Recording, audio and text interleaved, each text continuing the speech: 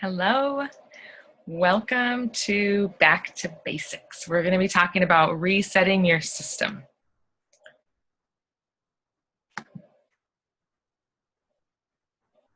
There are 4 basic human needs that are super foundational and totally necessary, non-negotiable keys to health. So as much as we may want to avoid them, or try to get out of them, or find loopholes or ways around them, which people have been trying to do for many, many years, there has not been any way found to successfully avoid any of these 4 things.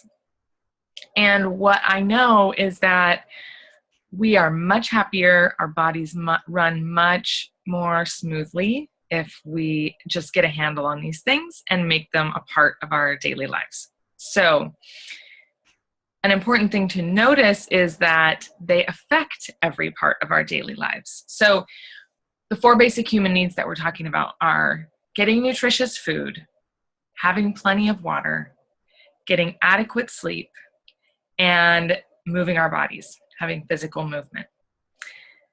They affect every part of our lives, from our immune system, our weight, our mood, our energy, productivity, and our happiness. So every important thing that you want to improve starts with these 4 basic needs. So let's look at each of them in a little more detail and figure out how we can get a handle on them. You'll want to have your workbook out right now, and there's some places for you to take some notes as we go along.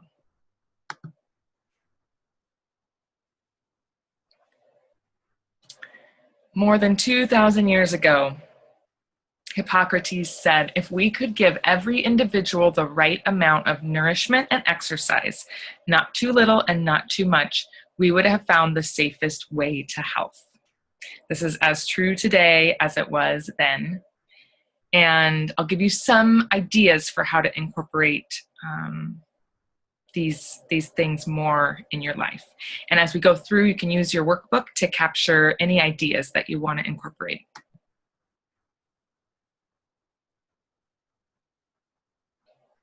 Okay. Nutritious food. So there's a lot of ideas about different ways to eat, and each person's body can vary in terms of what they feel best eating. Some people don't feel good when they eat meat. Other people do feel better when they eat meat. There's a lot of categories like this that you could go through, but I'd encourage you to think about, what do you feel best eating? What do you feel best avoiding? There are 2 major categories that are pretty much across the board. Everybody can follow and feel some improvement in their eating habits, and that is getting more vegetables, always. That could never be a bad thing. And consuming less sugar, especially less refined sugars. So what are some ways that we can start to do this? Because I'm not asking you to go on a fast or to change your diet completely, which you may find that you want to do. That's totally fine. That's not what this is about. This is about making little tiny baby steps and incorporating some doable shifts that can make a real big difference in how you feel in your body, but that don't require you to give up a whole bunch of stuff or make really huge changes in your life right now, because we know that that is not always sustainable. And that's not what we're going for in this boot camp. So some ideas for just incorporating a little bit more nutritious food in your life, which means AKA vegetables. Grocery shop at least once a week.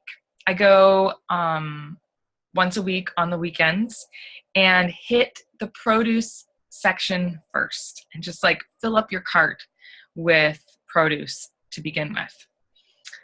You could join a CSA or a meal delivery service like HelloFresh. I tried those recently, and they were really handy. They send you a box of 3 or 4 meals for whatever number of people you designate. You can change that, but they'll send you this all the ingredients for these meals. So it's fresh vegetables and fruits and fresh meat. if you choose the meals that have meat in them. And then the recipe card is there, and they're all recipes that are about 30 minutes or less to prepare.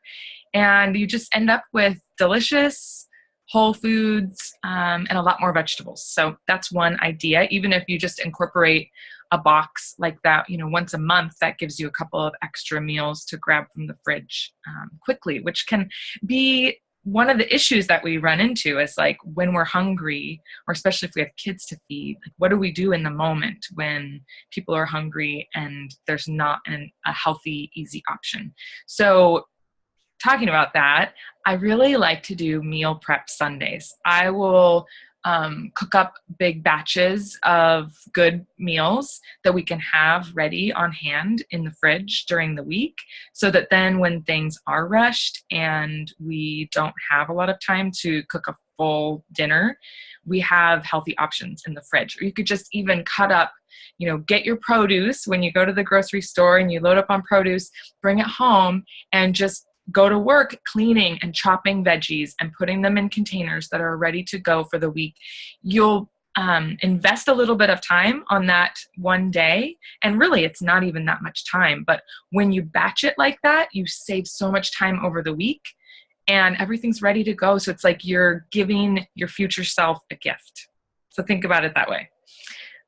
My last tip is to get into a green smoothie routine. I do this, and it's one of the ways that I get a lot of my vegetables, and it's delicious, and I love it, and it's easy. So in the morning, I just make a green smoothie, and mine, maybe I'll include my recipe here, is cucumber, parsley, celery, almond butter, some blueberries, a little bit of protein powder, and kale.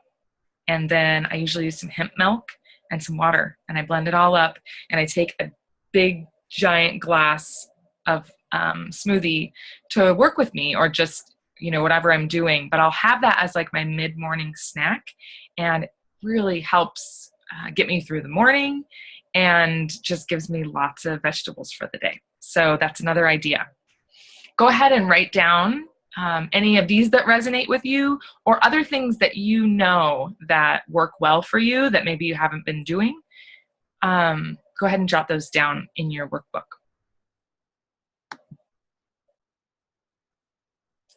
Number 2, drink plenty of water. I didn't mean to do that right on cue, but I drink lots of water. And one of my tricks is that I carry my water bottle with me everywhere. Everywhere. If you see me walking around, I have my water bottle in my hand. It's a little bit of a pain in the butt, but I've been doing it for so many years. I can't even barely leave anywhere without it in my hand. Having that with me really helps me to drink water all the time because it's always available. One of the recommendations that's out there is the 8x8 rule, which is 8 glasses of 8 ounces each per day. And I've read that that's a little bit arbitrary, but it's a fine number, and it's great if it helps you to remember, then that's what matters.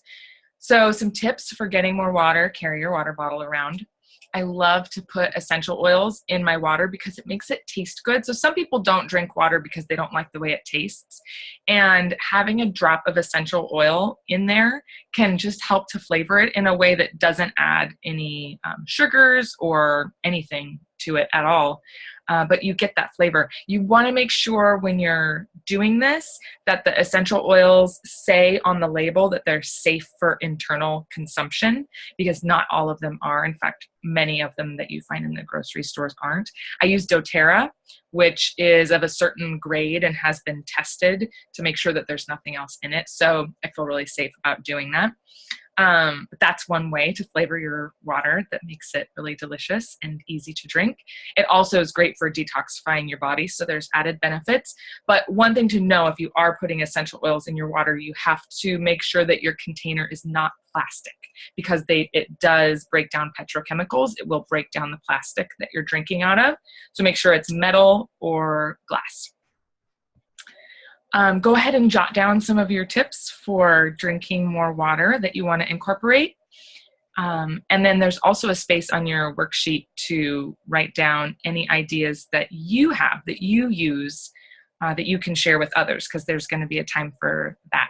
There's also some apps that I've seen. I didn't put this down here, but I think I'll include it in the bonus material. There are apps that you can get on your phone that will ding. They'll give you a little reminder at a certain interval to just take a drink. And then you can also count how many of your 8 glasses you have drank throughout the day to kind of keep track, which can be helpful in the beginning when you're setting new habits. Get adequate sleep.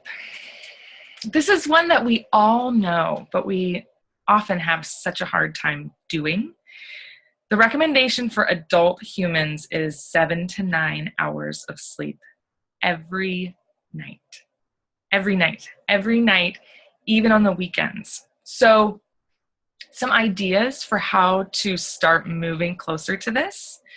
One that has made such a big difference for me is called the sleep train. Get on the sleep train. So there's this idea, and I think it'll resonate with you when you hear it, that there's a certain time in the evening that your body naturally gets tired. And usually it falls in line with the cycles of night and day, right? So when it's starting to get dark outside, but you also have your own circadian rhythm that governs your hormone release in your body. So as your body starts to release the hormones that help you get ready for sleep, that starts to make you feel tired. Getting on the sleep train means that train of your body's natural desire to sleep, your natural sleepiness is like a train that you want to get on when it comes through the station. Because what will happen, and you probably have experienced this as I have, is if you let that train go, if you let that train come through the station, you don't get on, you say, I'm going to push through and get my second wind because, the kids are finally in bed, or I really have to get this one thing done, or I just don't want to stop watching Netflix, which we have all done. I have done too. When we do that, when we let the sleep train go by and we don't get on it, what I know is that then it's harder for our body to get to sleep when we actually do decide to get in bed. So taking advantage of those natural processes that happen within our body to get us ready for sleep, to get on the sleep train right when it comes through, can help us to get to sleep more quickly and more easily. As you're falling asleep, I really like to count affirmations. This just kind of puts you into dreamland in a nice, gentle, positive way to help bring in these new beliefs and ideas that you want to incorporate and plant those in your subconscious, because that's a really ripe stage of that phase between wake and sleep we're very suggestible, and our brains really soak up whatever we give them during that time. So just making sure it's positive. And then if you do have a hard time getting to sleep, and sometimes this is because of thoughts that want to race in our brains, I use this technique of the bedtime box, where I imagine a box sitting next to my bed. And as a thought comes up, I'm trying to go to sleep and a thought comes up into my mind and I notice myself start to be thinking about it, I'll go, I'll notice that the thought is there, and I'll visualize opening up the box, putting the thought into the box, and closing the box. Because I want to train my brain that this is not the time. When I lay down to go to sleep, this is not the time to process. If that's something that you need, you want to make a list of what you're going to do the next day, or you want to, maybe process what happened during the day, that's a great thing to do before you get in bed, so that some of that work is done and your brain doesn't feel like you need to do it once it gets in bed.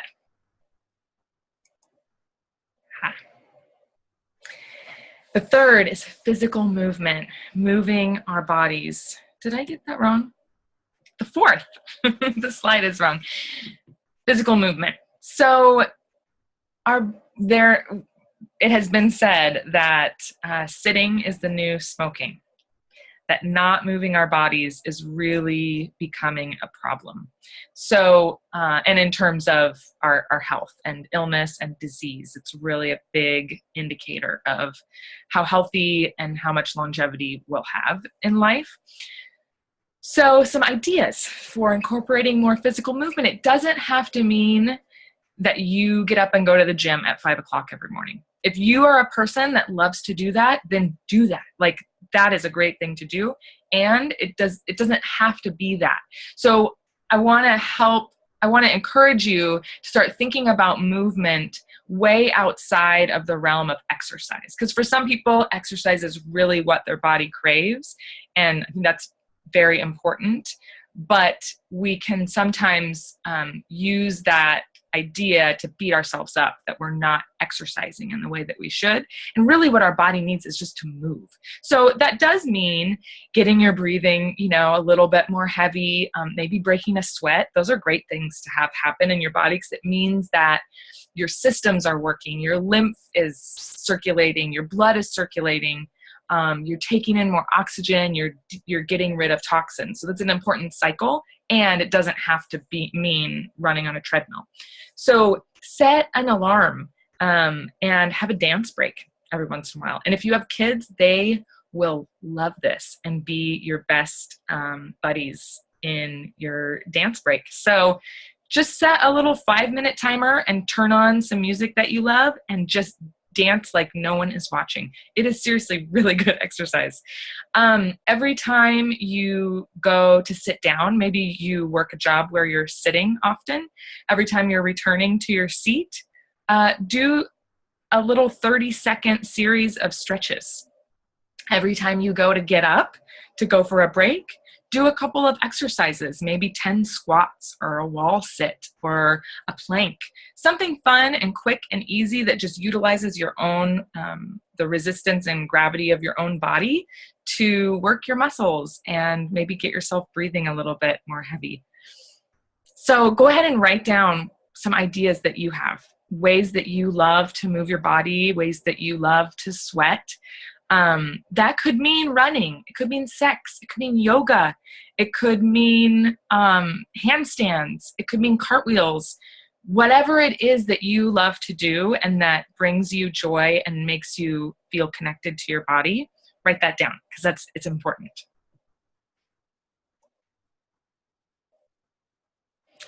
Okay, so what are your tricks? We all have brilliant ideas and things that work for us that other people may not have thought of. So please share those with your group.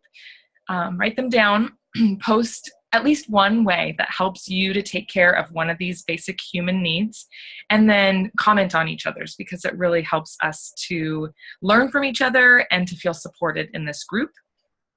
In the beginning, as you start incorporating some of these or incorporating more of these, because I don't mean to assume that you're not already doing these things. You obviously are, or you wouldn't be alive.